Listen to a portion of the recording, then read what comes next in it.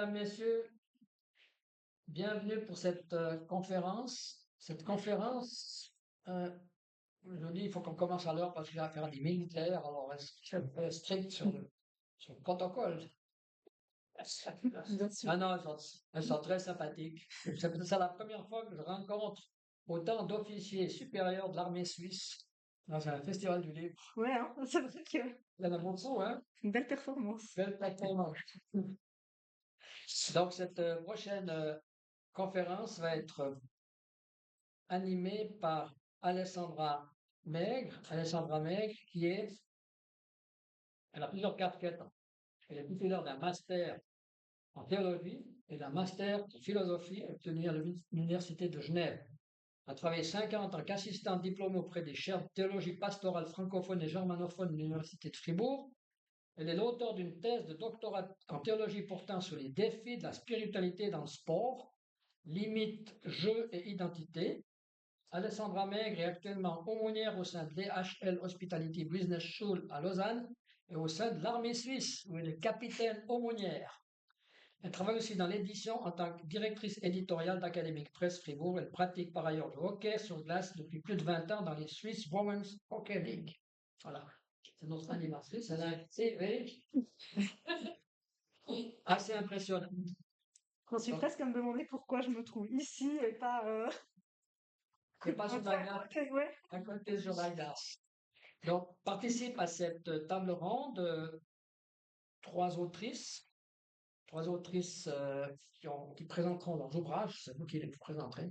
Trois autrices qui sont Aurélie Netz, qui a publié plusieurs ouvrages auprès des éditions Saint-Augustin, Josiane Haas, qui a publié plusieurs livres auprès de Fin de siècle, et Brigitte Mozerniki, qui a publié chez Ouverture. Elle vous expliquera un petit peu la vie de leur livre et le thème de cette conférence. Voilà. À toi, Alessandra. Merci Francis.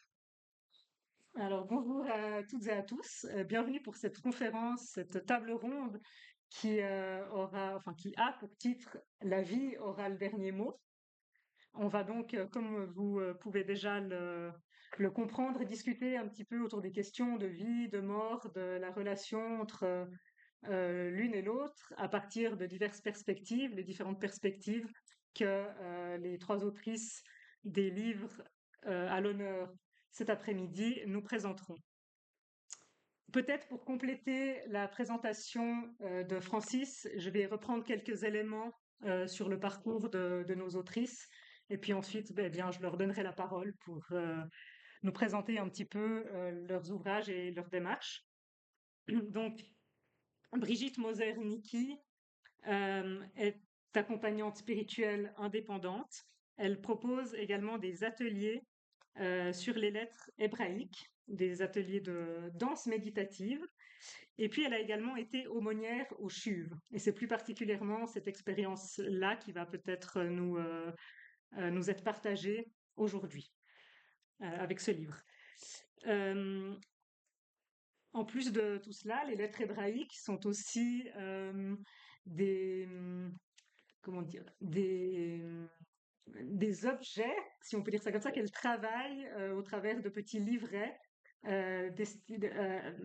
qui sont destinés à à faire un travail un petit peu sur soi, une réflexion sur soi à partir des différentes lettres hébraïques et de ce qu'elles signifient. Et vous pouvez trouver ces petits livrets à l'instant 2 étages au-dessus. Je passe maintenant à Josiane Haas, qui, après une première vie en tant que docteur en droit, a choisi de se consacrer entièrement à l'écriture, il y a une quinzaine d'années de cela.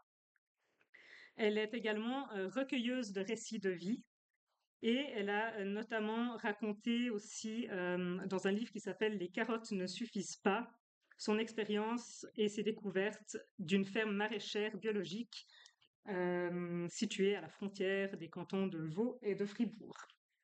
Plus récemment, et c'est l'ouvrage dont nous parlerons aujourd'hui, elle a publié Sur le pont, et cet ouvrage. Et puis, elle s'est intéressée dans cet ouvrage à la mort de manière très concrète, en rencontrant des femmes et des hommes qui côtoient la mort de différentes façons sur le terrain et en partageant aussi sa propre expérience de deuil.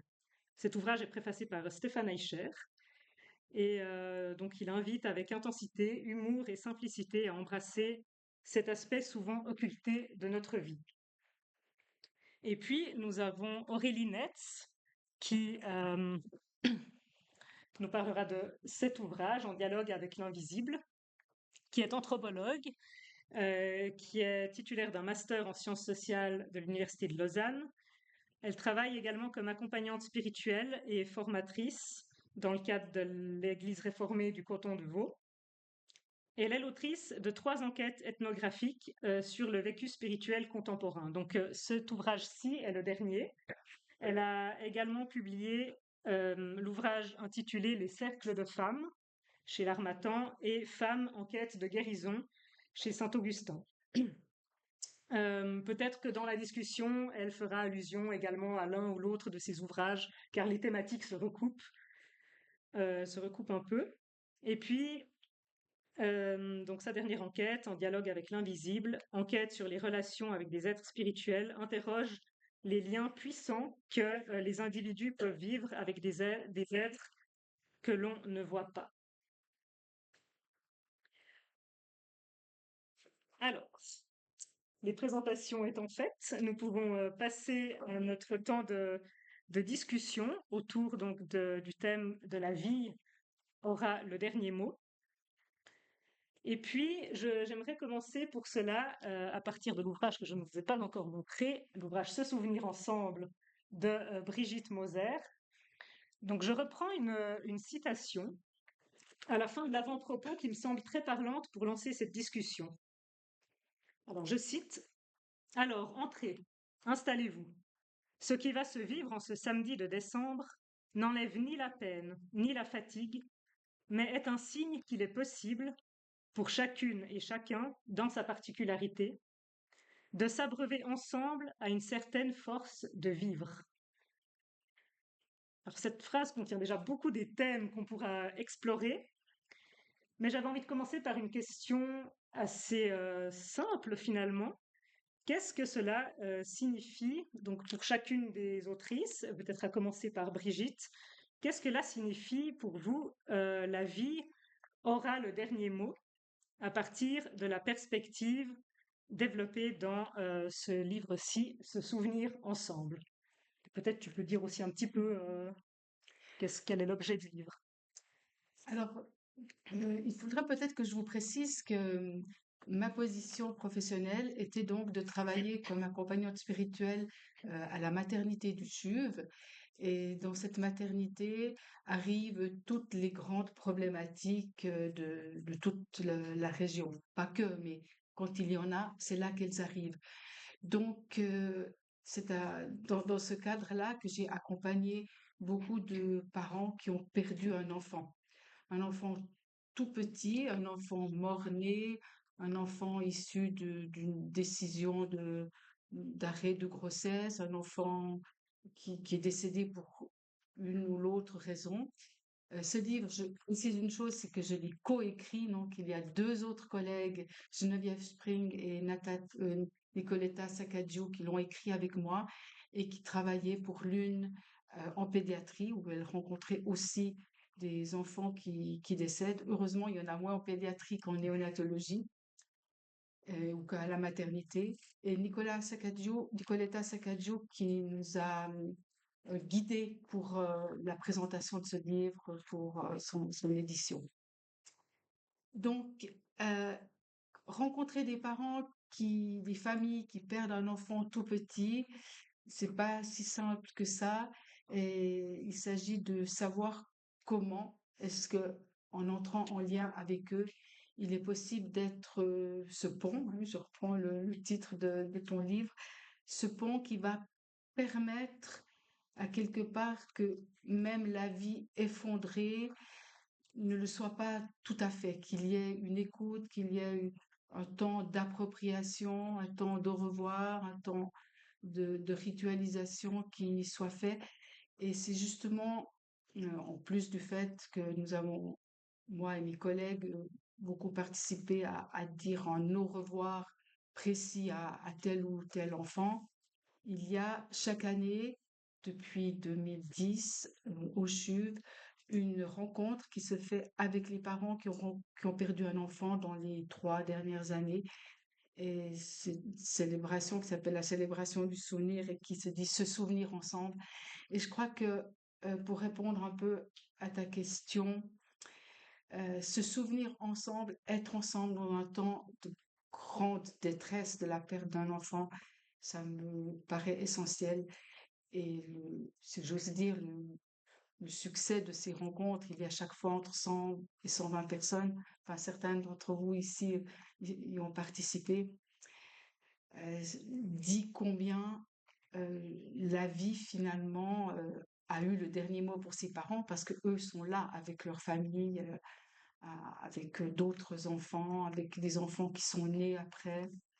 Donc voilà, pour répondre brièvement à cette première question, je dirais que être ensemble, se rencontrer, être accompagné, avoir ces rencontres entre personnes aussi qui ont vécu un drame commun, quel que soit l'âge de l'enfant ou les circonstances de la mort, c'est de toute façon un drame. Et se rencontrer pour se dire sa peine, je pense que c'est vraiment important. Voilà. Dire sa peine et être ensemble, une façon pour la vie d'avoir le dernier mot, de prendre le dessus. Est-ce que c'est quelque chose, Josiane Haas, que vous avez pu aussi observer dans l'écriture de votre livre, dans les témoignages qui vous ont été livrés? Ou quelle est votre façon Alors, de voir la chose? ce que je vois de commun entre les deux, c'est le fait de parler de cette question-là de la mort. C'était l'objectif de la démarche. Pour ma part, je suis allée à la rencontre, comme on l'a dit avant, d'hommes et de femmes qui travaillent en lien avec la mort d'une manière ou d'une autre. Alors, de manière assez large, hein, je tenais à ce que ce soit des témoignages variés pour que ce soit concret, que ce soit inspirant, qu'on puisse s'y retrouver. Donc, je suis allée voir des gens aussi divers qu'un acteur de théâtre qui est complètement habité par la question de la mort et qui, du coup, d'une pièce à l'autre, comme ça, explore cette question, mais ou d'autres artistes dans d'autres domaines, mais aussi un infirmier en soins palliatifs à domicile ou le jardinier du cimetière qui travaille au cimetière de Fribourg depuis une trentaine d'années. Voilà, je me suis dit, cette question de la mort, on en parle si peu, ça me paraît si important. Comment est-ce qu'on peut en parler? Donc, c'était un angle aussi. Il faut dire que le point de départ de ce livre, ça a été un film du même nom, film d'animation, et des frères Guillaume, Samuel et Fred Guillaume, qui, eux, sont allés à la rencontre de gens en fin de vie en soins palliatifs. Et avec les voix de ces gens, on fait un film d'animation et souhaitait compléter ça par une autre démarche. Et donc le livre, lui, voilà, a une autre perspective, mais qui se veut complémentaire.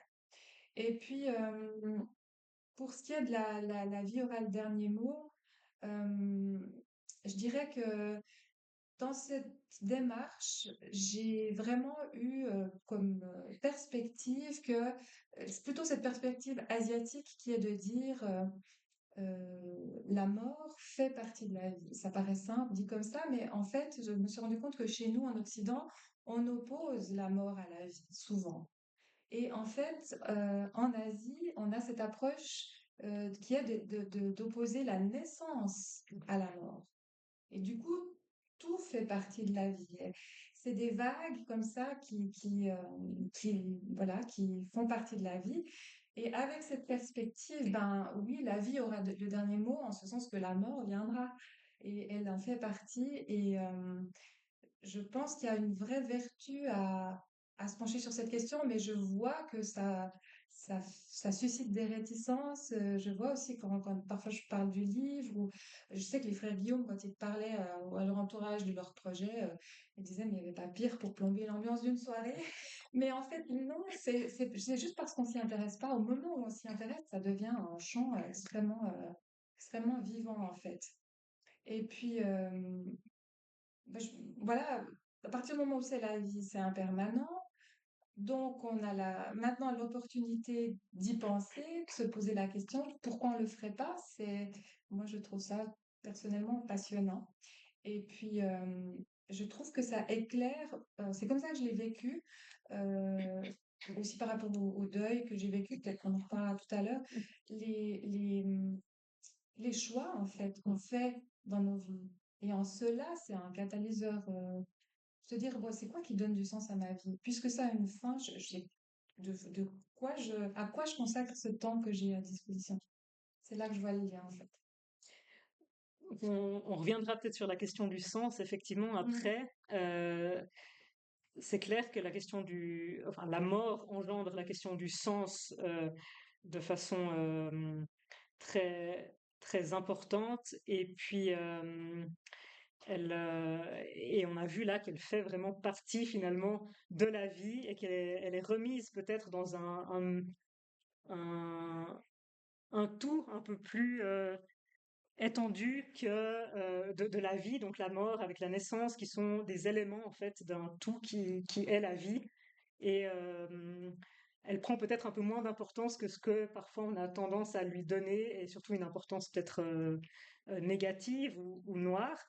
Euh, Quel est, de ton point de vue, Aurélie, ce lien avec la mort, avec la vie, au regard des êtres spirituels et invisibles qui peuplent peut-être notre monde, et comment la vie a le dernier mot, selon ta Alors, perspective? j'ai écrit 3 études, mais mon travail en tant qu'anthropologue, c'est vraiment de décrire comment les personnes vivent leur spiritualité. Donc, en quoi elles croient, qu'est-ce qu'elles font aussi comme pratique, comme rituel au quotidien, aussi pour donner sens à ce qu'elles vivent. Et j'ai fait, déjà, je vais parler un peu des 2 études, une qui s'appelle Femmes en quête de guérison. C'est les récits de 9 femmes qui ont été atteintes dans leur santé physique ou somatique et qui, pour faire face justement à la souffrance morale, à la souffrance sociale, à la souffrance physique, elles ont cherché un petit peu d'autres possibles. Elles ont cherché, notamment dans la spiritualité, dans des spiritualités un peu différentes, des fois chrétiennes, des fois alternatives. Elles ont cherché aussi à redonner du sens à une expérience qui a un bout d'absurde, hein, qui est celle de la souffrance qui débarque avec la maladie. Euh, donc c'est vrai que moi, à travers ces femmes, j'ai découvert comment, à travers des situations tellement complexes, qui vont toucher autant ben, le côté, la perception de son propre corps, mais aussi les relations interpersonnelles, la place qu'on va avoir dans la société, des fois les relations avec les gens qu'on connaît, elles changent, ou alors des fois un travail, on perd un travail, on peut plus s'occuper des enfants comme avant. Comment, à travers ces expériences qui sont des expériences complexes, elles ont travaillé à mettre plus de vie, à insuffler quelque chose, à habiter peut-être, à regarder ce qu'elles vivaient, à se percevoir peut-être un peu différemment, et comment elles mettaient des étapes dans ce chemin qui est long, complexe, avec des moments peut-être des éclaircies et puis des moments peut-être beaucoup plus sombres. Et donc, je les ai vus, j'ai pu découvrir à travers leur récit comment elles mettaient de la vie et de la lumière. Et moi, ça m'a beaucoup nourri aussi ma confiance dans l'existence, en me disant qu'il y avait ces parcours qui existaient et que c'était très inspirant pour moi aussi, parce que cette expérience, un bout, j'ai connu certains problèmes de santé, mais là, c'est vrai que c'était d'autres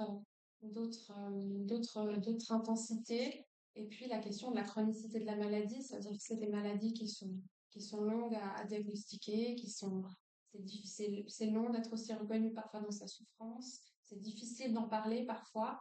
Donc c'est vrai que c'est tout ce qu'elles ont mis en place au quotidien pour gérer ces maladies.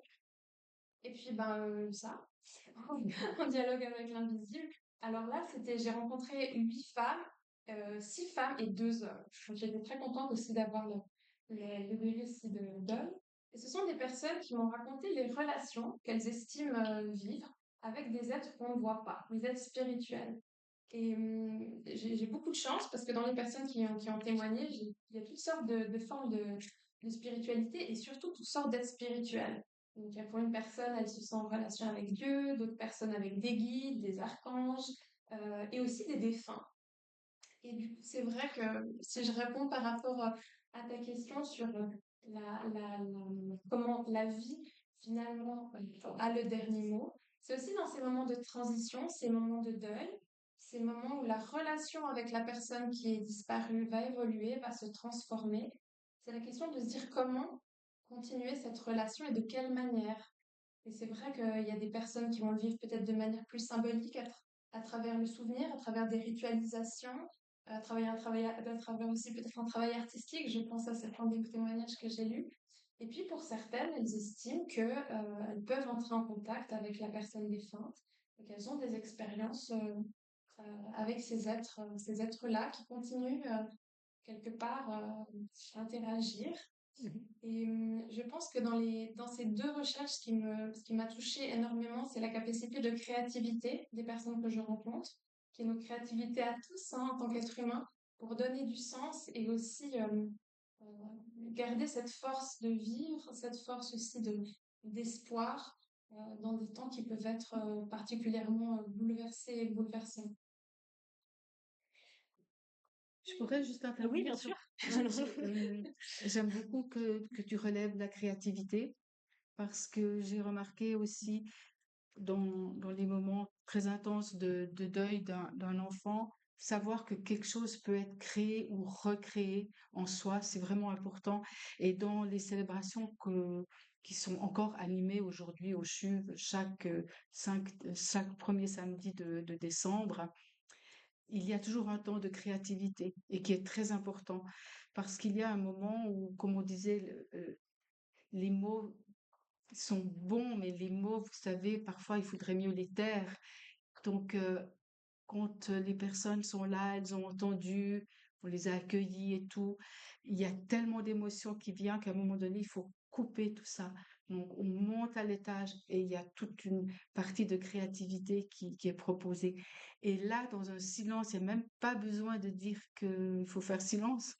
Il y a un silence qui s'établit en même temps que des regards et puis des mains qui travaillent, des petites choses des petites perles qui sont peut-être prises enfin voilà, quelque chose qui est en train de se créer et c'est vraiment important. C'est possible encore du fond de soi de trouver ce possible, justement vraiment ce possible et ne plus être dans cet impossible de vie à cause de la douleur euh, grâce à la créativité. Donc, j'aime beaucoup que tu dises ça et ça rejoint aussi quelque chose de ton livre.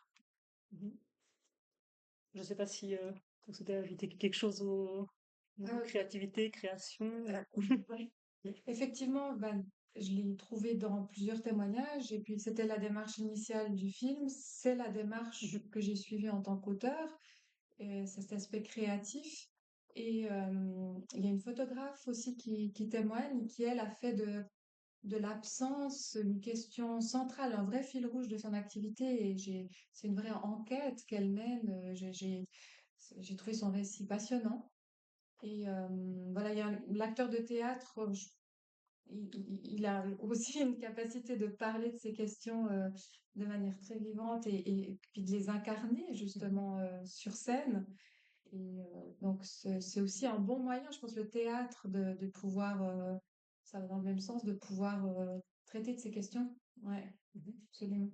Le théâtre, effectivement, en tant que comédien, on prend le rôle de tel ou tel personnage en lien ou en relation avec la mort, ou même, il raconte qu'il a joué même la mort. Il a joué la Il a mort, même ouais. joué la mort, donc bien sûr c'est du théâtre, mais c'est pas anodin pour la personne qui joue. J'imagine qu'il y a quand même pas mal de questions de sens Oui, oui. qui, qui ressortent à ce niveau-là et qu'il faut pouvoir aussi exprimer d'une manière ou d'une autre. Alors, voilà, soit dans le théâtre, soit dans d'autres démarches artistiques.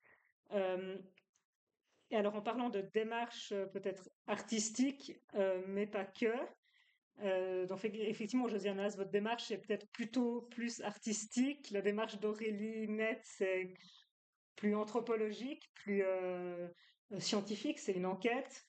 La démarche de Brigitte Moser relève peut-être plus de la présentation, du rapport d'expérience. Euh, et peut-être par rapport à vos démarches respectives, quel est pour vous, enfin comment se noue pour vous peut-être cette question du sens, justement? Euh, je laisse ça comme ça exprès de façon très large, de la question du sens, et puis liée à la question de mettre en mots. Est-ce qu'il y a une nécessité peut-être de mettre en mots, de mettre en récit les différentes expériences qui ont été vécues?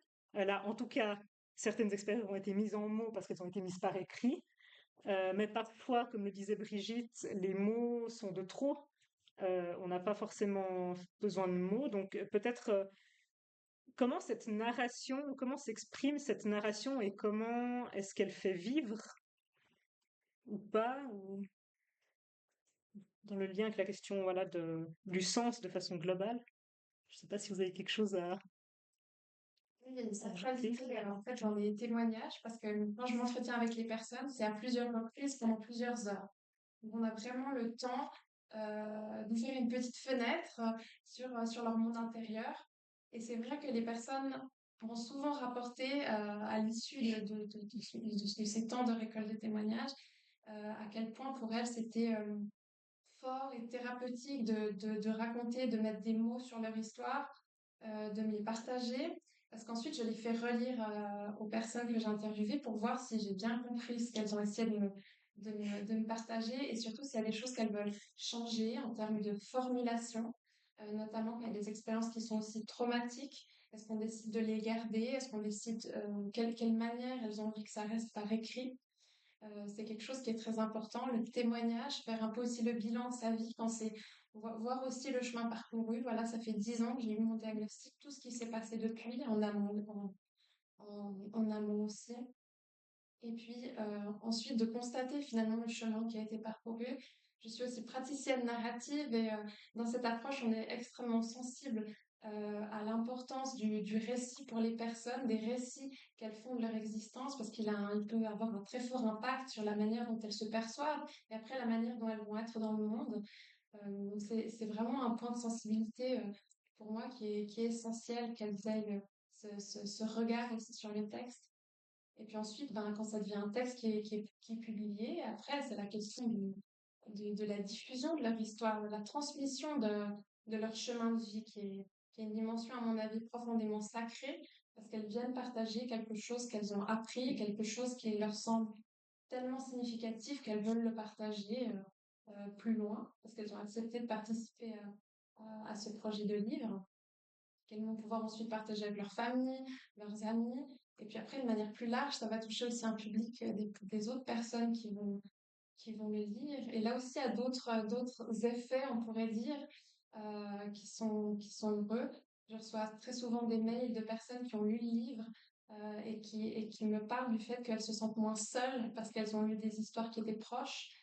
Des fois, des personnes même me demandent le contact de la personne ou d'un thérapeute qu'une des femmes a vu pour le livre Femmes en quête de guérison. Ça, c'est quelque chose aussi qui est très touchant pour moi et qui était un peu inattendu. J'y avais pas pensé que ça allait rejoindre aussi des personnes qui sont peut-être au milieu du gué et qui se disent mon Dieu, mais où j'en suis maintenant? Et c'est vrai que ce témoignage d'espoir, en tout cas pour les retours que j'ai, peuvent être nourrissants. Et puis pour un dialogue avec l'invisible, les retours que j'ai, c'est ah, enfin, je lis des histoires de personnes qui vivent un peu les mêmes perceptions peut-être, des expériences spirituelles fortes et peut-être quelque chose autour d'une forme de ouais, libérer la parole, permettre en fait de voir qu'il y a des expériences qui existent comme ça et puis qu'il y a des personnes qui vivent des relations avec l'invisible et qu'on peut en parler. Voilà, après chacun s'y relie hein, comme il le souhaite, évidemment en fonction de sa sensibilité. Mais que voilà, ça fait peut-être partie de la diversité de ce qu'on a expérimenté, en tout cas pour certaines personnes qui ont eu. Merci. Alors, je fais complètement écho à ce que dit Aurélie. En tant que recueilleuse de récits de vie, c'est exactement ce que je vis aussi dans le fait de voir l'importance et pour la personne qui se raconte et pour l'entourage, qu'il soit familial ou plus large, un public plus large. Il y a vraiment les deux. Le récit permet pour la personne qui se raconte de transmettre une mémoire, de déposer quelque chose de difficile, ou de simplement partager quelque chose qu'elle a envie de partager. Mais en tout cas, je reviens à la question du sens. Je pense que ça permet de redonner du sens à un parcours et d'envisager encore autrement la suite. Donc, il y a vraiment les deux aspects. Et puis, pour ce qui est des autres, ben, quand c'est dans un cadre familial, ça peut être de simplement mieux comprendre. Ah, mais ça, elle avait jamais dit, et ça, on ne savait pas. Et voilà, il y a des choses comme ça, des clés de compréhension qui peuvent être hyper importantes, ou sources d'inspiration, comme tu disais, voilà. D'apprentissage. Moi, j'ai découvert à travers le recueil de récits de vie que, en fait, les bancs d'école, c'est bien, mais la vie, c'est la meilleure école. Donc, je trouve que ce que racontent les gens, souvent, je me rends compte que ça nous forme à un point impressionnant. Et pour revenir à Sur le pont, en fait, j'ai eu l'occasion là de faire l'expérience sur les deux tableaux, en fait, dans le sens où euh, donc il y avait ce projet d'aller vers ces gens, de recueillir leur histoire en lien avec la mort, leur activité. Et il se trouve que dans l'année où j'ai travaillé à ce livre, j'ai perdu trois personnes proches, en fait. Ma sœur est décédée, mon père est décédé, puis ma tante. Et j'avais pas du tout prévu de parler de moi dans ce livre, c'était pas l'objectif de départ. Et puis, en fait, ça s'est imposé qu'à un moment donné, les textes demandaient à se poser sur le papier. Et ça a été pour moi une grande aide et ça ponctue un peu les autres récits. Et là, j'ai pu expérimenter l'importance voilà, de la narration, de raconter et de déposer. Donc, voilà. Le livre a été pour moi une belle expérience. Et aussi, c'était dans les deux sens, de rencontrer des gens qui parlent avec une certaine aisance de la mort, en l'occurrence, parce que c'est leur métier, et qui se sentent souvent en décalage, d'ailleurs, avec les autres à ce niveau-là, de pouvoir les entendre, et puis moi, de pouvoir vivre l'expérience, ça m'a permis quelque part de rester dans l'expérience. Parce que quand c'est douloureux, des fois, on a tendance à s'échapper un peu. Puis j'ai pas pu le faire. Et ça m'a beaucoup aidé, en fait, le fait qu'il y ait tous ces récits, en fait. Mhm. De nouveau, le fait peut-être d'être entouré aussi, d'être ensemble, un peu comme dans la célébration du souvenir. Alors c'est différent, mais il y a un côté de, voilà, on est ensemble dans cette expérience-là, chacun de façon singulière, mais Oui, tout de même, Mhm. oui, on est c'est ensemble. Et aussi. là, Oui, c'est je intéressant pense parce que que par le récit aussi, oui, en fait. effectivement. Ouais, Ouais. ouais. Je dirais que pour ce qui est de mon expérience, c'est un peu différent, même si je trouve très important tout ce que vous avez dit et qui est vraiment, vraiment réel. De mon expérience, en fait, les rencontres ne se font pas avec beaucoup, beaucoup de mots. Comme je vous disais, parfois dans ces temps-là, le silence est parfois meilleur que trop de paroles. Par contre, notre rôle, c'est d'aider les parents à dire malgré tout quelque chose de cet indicible qu'ils vivent et même de faire raconter une histoire de vie, même un tout petit qui, on pourrait dire, il n'a pas d'histoire, il a que 2 jours, 3 jours ou même qu'il est mort-né, mais non, il a une histoire de vie et c'est ça qui pour moi en tout cas a été important de faire dire aux parents, mais toute l'histoire de vie de leur enfant. Et là, ils prennent conscience que finalement, c'est vrai, il y a déjà toute une histoire de l'avoir attendu, de l'avoir souhaité, des diagnostics et peut-être il y a des photos et tout ça. Et donc, la parole est quand même importante à dire, même si elle est dite dans un temps court et non pas sur des longs entretiens. Et ce que je voudrais ajouter aussi, c'est que pendant donc les temps de célébration, hein, de cette soirée-là en décembre, il y a toujours des parents qui peuvent raconter. Enfin, un temps, ils racontaient toute leur histoire et maintenant, c'est un peu différent. Chaque parent peut dire quelques mots de son histoire pour autant qu'il le veut, le bien. Mais il y a aussi les soignants, les médecins qui sont là à la célébration et qui ont une place. On leur donne une place pour déjà accueillir, parce que c'est quand même, en l'occurrence, le CHUV qui accueille. Donc, il y a toujours un médecin en général ou une infirmière qui prend la parole pour dire son vécu de soignant. Et parfois, le vécu de soignant a aussi une part personnelle qui vient s'insérer là. Parce que c'est pas simple de vivre comme médecin, comme soignant. Et là, vous avez toute votre formation qui a duré souvent très longtemps, qui est là pour en fait donner la vie, enfin permettre à la vie d'être là. Et puis même vos soins, même les plus sophistiqués, n'ont pas permis cette vie-là. Et c'est aussi une forme d'échec, il faut le dire, hein. C'est une forme d'échec pour les soignants. Même si parfois on peut dire on n'a rien pu faire, on a été bon dans tout, mais malgré tout, il y a cette forme d'échec. Et le dire, j'ai chaque fois vécu des moments très intenses, jusqu'à même des, des hommes qui sont là, qui sont de grandes responsabilités et qui ont les larmes aux yeux en accueillant les parents et en disant quelque chose parfois de leur vie privée. Donc, les mots, ça restera quand même quelque chose qui importe.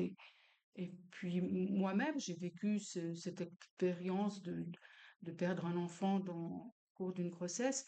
Et je me rappelle d'avoir rencontré quelqu'un que je ne connaissais ni en blanc ni en noir, je ne sais même plus qui c'est, où, comme ça, j'ai pu spontanément dire ce que je vivais. Et je pense que c'est la seule personne à qui j'ai vraiment raconté, même si je la connais pas.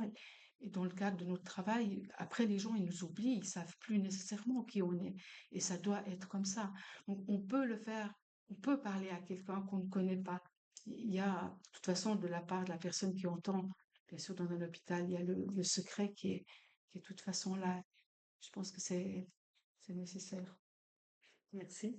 L'importance d'avoir un espace pour dire, pour mettre des mots euh, dans une ampleur plus ou moins variable, beaucoup, peu de mots, mais de pouvoir en tout cas exprimer. On voit que ça s'est développé un peu différemment selon les perspectives et les démarches, mais en tout cas c'est quelque chose qui reste et qui montre que au final la vie a le dernier mot, la vie a le dessus. Je pense que notre temps de table ronde touche à son terme, mais avant qu'on termine, j'aurais et nous aurions quand même souhaité pouvoir vous donner la parole si l'un ou l'une d'entre vous a une question, un commentaire, un témoignage qu'il souhaiterait partager avec nous, avec l'Assemblée. C'est maintenant le temps pour le faire si vous le souhaitez. Vous pouvez simplement lever la main. Ou une expérience, hein. Manifester ou une expérience, oui, bien sûr. Expérience.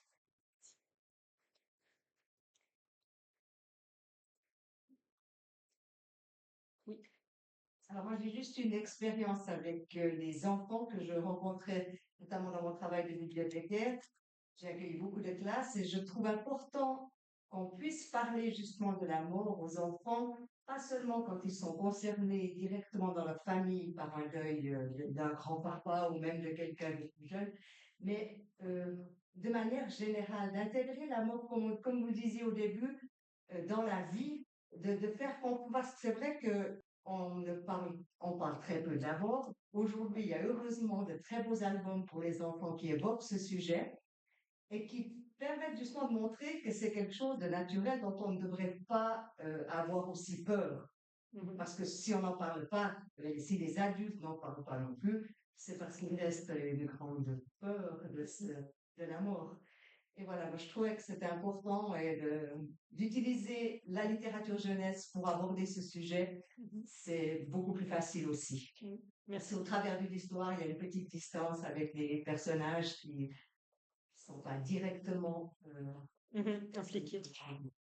Merci. Oui, et ça fait réfléchir à la question de la place de la mort, effectivement, dans la vie. Et puis, peut-être ça lui redonne une place un peu plus naturelle, adéquate, ou en tout cas, effectivement. Et ça, je pense, c'est une grande question qu'on peut garder de cette discussion qu'on a eue aujourd'hui. Alors, je suis désolée, je ne peux pas donner la parole davantage. Si. Encore un peu? Oui, c'est bon. Je vais faire une conférence. Ah bon, bah alors nous avons l'autorisation. Donc si quelqu'un souhaite encore rebondir ou partager une expérience, eh bien je vous en prie.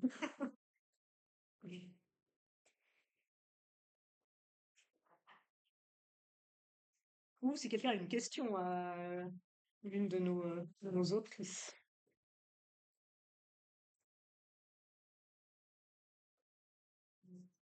C'est pas grave. Ça n'a pas l'air d'être le cas. Alors, Alors, merci à nos 4 invités. 4 pourquoi j'ai dit 4 Il n'y a pas de liaison, en effet. t'as dicté ça. Je vous invite à se rencontrer, demander dédicacer leur livre, si ça m'intéresse, elles sont sur les stands, ils se trouvent juste en face de la sortie en haut à l'étage. Merci, madame.